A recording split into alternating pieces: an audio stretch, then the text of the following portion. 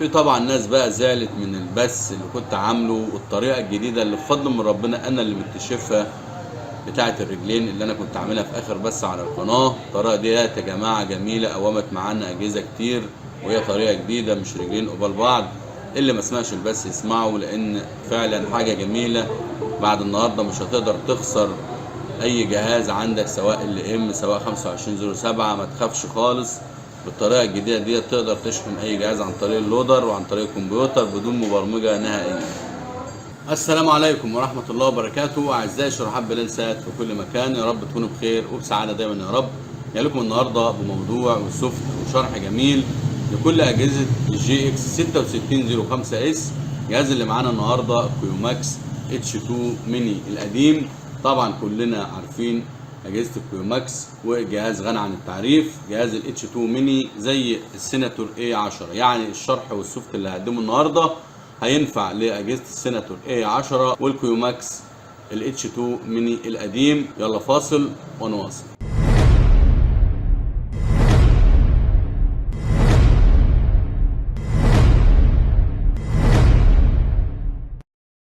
بسم الله الرحمن الرحيم، توكلنا على الله. اول حاجه نصلي على النبي عليه افضل الصلاه والسلام.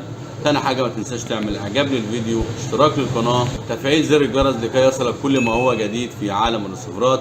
ايه سوفت النهارده يا عم بلال؟ سوفت النهارده سوفت جميل، سوفت محترم، وتاريخ السوفت لسه السوفت ده نازل امبارح لريلاين 6605. جهاز محترم، جهاز جميل، هيغير شكل منيو الجهاز. سوفت حديث، هيبقى فيه سرعه في الاداء، سرعه في التشغيل في الجهاز، وطبعا ريموت الجهاز شغال والعدسه وكل حاجه، لان هيبقى من تعديلي الشخصي. وعايز هنا رساله للناس اللي بتطلع تقول لك ده الجهاز مش عارف ايه والجهاز بتاع ايه. الجهاز هوريك دلوقتي الموقع الرسمي، مفيش فيها كلام، مش حضرتك يعني اللي صانع السوفت. الحمد لله، فضل من ربنا، محدش له حاجه عندنا. ويلا نوصل الجهاز ونشوف مع بعض ايه السوفت الجميل. بسم الله الرحمن الرحيم، توكلنا على الله. بصوا يا جماعه، اول حاجه ده السوفت على وضعه الاصلي، ده السوفت على وضعه الاصلي، عمره ما يشتغل معاك على كيوماكس او سيناتور الريموت او العدسه او كده. فبالتالي انا بعدله، طبعا انا عدلت ده تمام. اول حاجه بقى على السريع كده هنفتح اللودر تمام، وهنروح جاي زي ما حضراتكم عارفين الشيب اي دي اذر، البوت فايل 6605 اس، الكم حسب جهاز حضرتك، السيريال داون زي ما هو، السكش اول، وهنختار السوفت بتاعنا تمام. عندنا سوفتين اهوت، طبعا هسيب لك سوفت واحد بس اللي هو مكتوب عليه بلال سات. وهنعمل ستارت. اول حاجه هنفصل الكهرباء عن الجهاز خالص ونعمل ستارت، ونروح جاي موصلين الكهرباء. الجهاز هيسحب معانا السوفت زي ما حضراتكم هتشوفوا دلوقتي. طبعا بقى الجهاز بيسحب معانا السوفت، هنسيب لحد ما الجهاز يطلع لنا رساله كومبليت. في واحد يقول لي ايه يا عم بلال المميزات في السوفت ده يعني؟ والله بص، هو بيبقى تغيير، وطبعا ده سوفت لسه اصداره نازل جديد يعني بتاريخ 20/9، لسه بتاريخ امبارح. النهارده لما ننزل سوفت محترم وشكل جميل ومنيو رائع، ملف قنوات متوفر، والعدسه شغاله والاشاره شغاله وكل حاجه على الجهاز شغاله، طبعا دي حاجه ما بتزعلش، لان طبعا التحويل عن طريق اللودر فمش هتخسر حاجه، لان اجهزه الكيوماكس او السيناتور او الجي اكس 6605 اس عامه يعني الحمد لله ما بتفقدش الفلاشه يعني، ولا تحتاج مبرمجه ولا الكلام ده كله. اللودر بيقدر يقوم الجهاز بدون اي مشكله، مفيش اي مشاكل. هو تغيير حلو، هيبقى سوفت جميل، واللي عاجبني فيه ان هو لسه اصداره جديد، يعني هتلاقي فيه حاجات حلوه جديده جميله. والجهاز هيحمل مع بعض وهنشوف مع بعض ايه الجديد في السوفت، لان انا بجربه دلوقتي حاليا زيكم يعني، ما عملتش عليه او شفته قبل كده وهجرب، لا انا بجرب زيكم على طول كده على طول عشان بس دي الوقت. وطبعا بشكر كل الناس الجميله اللي بتبعت تعليقاتها على اليوتيوب، كل الناس على دماغي، واللي جاي احلى ان شاء الله.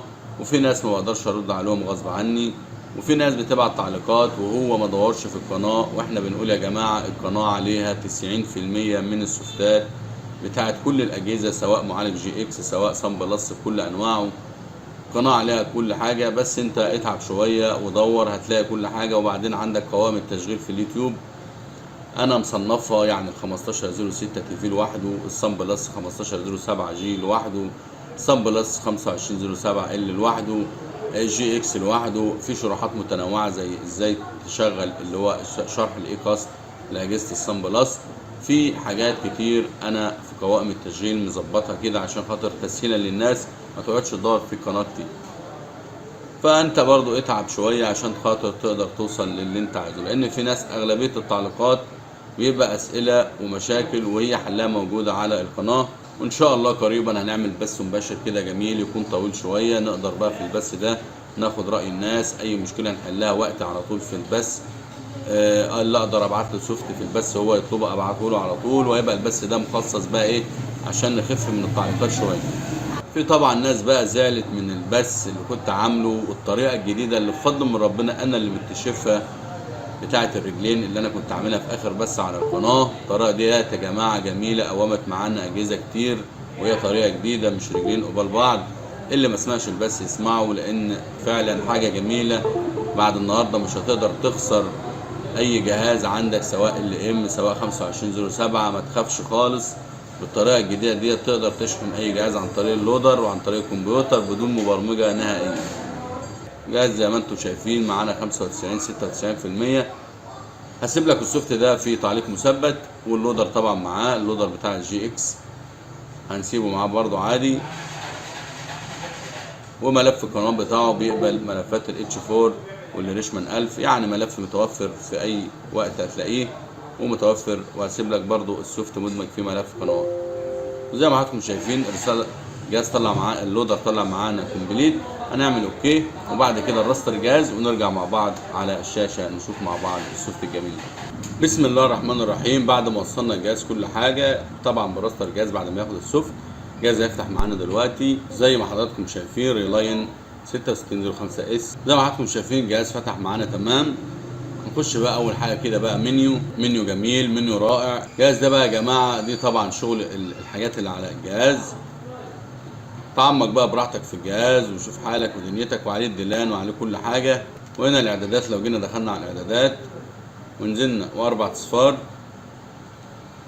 ونزلنا تحت كده على معلومات الجهاز، معلومات الريسيفر. زي ما حضراتكم شايفين موديل الجهاز انا كاتب عليه اسم بلال سات. والجهاز زي ما حضراتكم شايفين تاريخ البرنامج 19/9، يعني الجهاز يعتبر السوفت اول امبارح. حاجه جميله، بيدعم فلاشتين الواي فاي وملف قنوات جديد هسيبه لك مع الجهاز. بيدعم ال 3 جي والواي فاي. ولو دخلنا على ضبط النظام ونزلنا تحت كده، طبعا في ترجمه وفي صوتيات وفي كل شيء.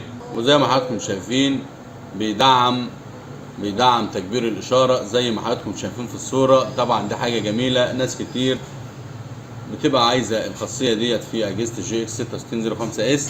لو ما كنتش عملت اعجاب للفيديو اعمل اعجاب للفيديو، اشتراك للقناه، تفعيل زر الجرس لكي يصلك كل ما هو جديد. مش هطول عليكم في الشرح، لان لو هنتكلم هنقعد ساعات نتكلم عن كل حاجه في السوفت الجديد ده. هسيبكم انتوا تستمتعوا بالسوفت براحتكم. انا كده لخصت السوفت على السريع. الجهاز اللي كان معانا النهارده او السوفت اللي كان معانا النهارده سوفت للجي اكس 6605 اس، ينفع لاجهزه الكويوماكس الاتش 2 ميني. الشرح اللي انا عملته على جهاز الكويوماكس الاتش 2 ميني القديم مش الاكس ار دي، وينفع للسيناتور اي 10. وهنا يبقى وصلت لنهايه موضوعنا النهارده. السوفت كان جميل، ولكن للاسف كان عن طريق اللودر وليس اليو اس بي. ولكن للاسف هو سواء السيناتور او الكويوماكس مش عقبه، يعني الوصله بتاعت الجهاز اتكلمنا عليها قبل كده كتير، وطريقه عمل الوصله، وهي وصله خفيفه وهو عن طريق اللودر بس. زي ما حضراتكم شفتم سوفت جميل، تعمق في السوفت براحتك، هتلاقي في حاجات جميله في السوفت. وانتظرونا ان شاء الله في شرح وفيديو قادم على قناتكم الجميله، قناه شروحات بلال سات. ويا رب تكونوا استمتعتم بالشرح. والسلام عليكم ورحمه الله وبركاته اعزائي شروحات بلال سات في كل مكان.